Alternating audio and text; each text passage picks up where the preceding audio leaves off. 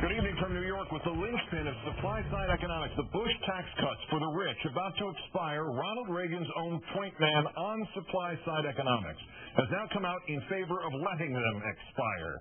Our fifth story tonight, one of our guests recently wrote that the expiration will be a litmus test for the GOP, a test of which of them are serious about reducing the debt of our children and which are serious about increasing the wealth of our wealthy. The lab for that test was the Sunday talk shows, and one Republican was so unprepared for her version of the test that she was cribbing her answers again, writing down literally talking points on her palm and on paper to argue for extending tax cuts that President Bush signed into law for a 10-year period, except now the half-governor thinks that having taxes return to their Clinton-era levels was President Obama's idea. And keep in mind, President Obama supports renewing the tax cuts for everyone except the rich's 2%. So that is who she's arguing for. To reduce deficit spending and our enormous debt, you rein in spending, you cut the budget. You don't take more from the private sector and grow government with it, and that's exactly what Obama has in mind with this expiration of Bush tax cuts proposal of his. This expiration of Bush tax cuts proposal of his. That woman is an idiot. Of course, it was, in fact, President Bush who proposed having his tax cuts expire because he lacked enough votes to beat a filibuster, and the Senate rule letting him pass them on a simple majority also prevented him from increasing the deficit beyond a 10-year period. Despite the fact that tax cuts are literally expiring because, and only because, they will increase the deficit, today's Republican Party leaders also failed the litmus test, arguing, mind you, against Fox News that extending the Bush tax cuts will create a massive hole in the already expanding deficit. Congressman, what are you going to do about that $3 trillion hole that you're blowing in the deficit by extending all these $3 trillion hole. Let me just finish the question. $3 trillion deficit that you're blowing in the deficit, $3 trillion that you're blowing in the deficit by extending the tax cuts. Why can't we keep tax rates where they are today? This is the whole Washington mindset. The Palin-Boehner argument is that cutting taxes will let small business owners create jobs, and the taxes on those salaries will make up for the tax cuts. Mr. Boehner is right about opposition to this theory being a Washington mindset. The Reagan-appointed former chairman of the Federal Reserve said flat out yesterday that tax cuts do not pay for themselves when he was asked whether he would let them all expire. You're saying let them all go. Let them all lapse. Look, I'm very much in favor of tax cuts, but not with borrowed money. And the problem that we've gotten into in recent years is spending programs with borrowed money, tax cuts with borrowed money, and at the end of the day, that proves disastrous. And my view is I don't think we can play subtle policy here. You don't agree with Republican leaders who say tax cuts pay for themselves? They do not. What other Washington mindset guy disagrees with the number one House Republican and thinks that the tax cuts will increase the deficit? Would you believe the number two House Republican guy, Eric Cantor? I just was wondering if you had any dispute with the notion that it does exacerbate the deficit picture. Well, what I've said in the beginning is if you have less revenues coming into the federal government and more expenditures, what does that add up to? Certainly, you're going to dig the hole deeper. But it is not just House Republican Whip Cantor and former Fed Chair Alan Greenspan who will at least admit the tax cuts will worsen the deficit. Those are just the guys who said so on camera. Other Republicans have been more devastating in print. Meet David Stockman, President Reagan's Office of Management and Budget Director. This weekend, the original supply-sider, comparing Republican support for extending these tax cuts to a bankruptcy filing. And, quote, this approach has not simply made a mockery of traditional party ideals, it has also led to the serial financial bubbles and Wall Street depredations that have crippled our economy.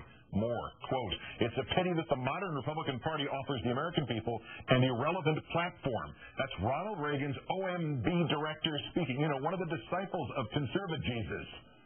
Then there is the country itself. Only 30% support renewing all the tax cuts. A plurality, 31%, want them all gone. Let's turn now to Robert Reich, Labor Secretary under President Clinton, now a professor at UC Berkeley's Goldman School of Public Policy. Once again, much thanks for your time tonight, sir. Thank you. There's lots to talk about here, but I've got to start with David Stockman. When David Stockman, explain David Stockman and the whole idea of this and where he stands now to the younger viewer who does not remember where he was in all this when we went through it in 1981-82. Well, it's actually very interesting because David Stockman was the architect of the starve the beast idea, and that is that if you spend so much when you are a Republican president and you reduce taxes, you might be able to have kind of a little bit of a spurt of growth, but most importantly, you make it impossible for any subsequent Democrat to spend anything because bond markets will penalize. Bond markets will say you've got to reduce the deficit. And that, in effect, that theory did prove absolutely correct. But now David Stockman, years later, has, it seems, seen the truth, or is at least willing to be a little bit more candid about what he believes. And that is that deficits over the long term are going to be a problem, and you don't want to expand and extend tax cuts for the rich simply because of that. I mean, that's the height of hypocrisy.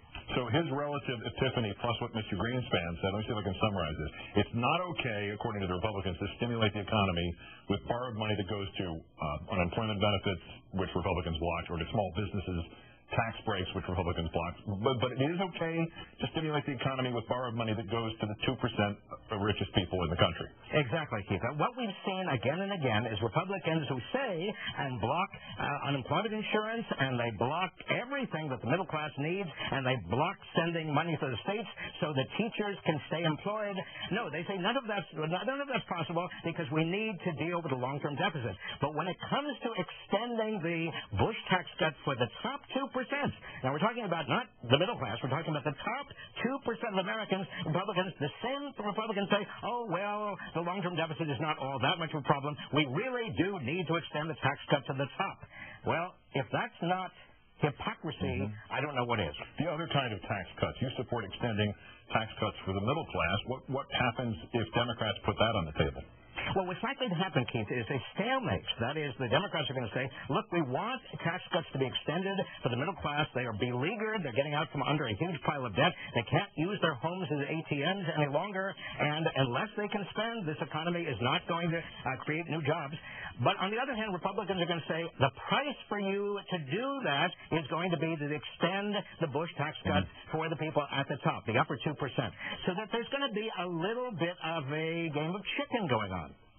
Our next guest wrote and suggested that this was a litmus test for Republicans on whether they're going for increasing the debt or increasing the wealth of the wealthy. But I'd like your perspective on what this test is revealing about the Republican Party of today. Well, first of all, it's revealing who their real patrons really are. It's not the middle class. It's certainly not the poor. It is the top 2%. It also, though, may reveal something about the American electorate. That is, the American electorate, remember, did fall for the Republican death tax notion that getting rid of the estate tax is necessary because, said the Republicans, everybody is going to be affected, when in fact the so-called death tax, the estate tax, only really affected the top 1.7%. Now here again, maybe Republican demagoguery can win out, but I think not if Democrats are making the clear case and also making it in ways that the public understands. Robert Reich, former Secretary of Labor in the Clinton administration, now at UC Berkeley. Great thanks for helping us understand tonight. Thanks, Keith.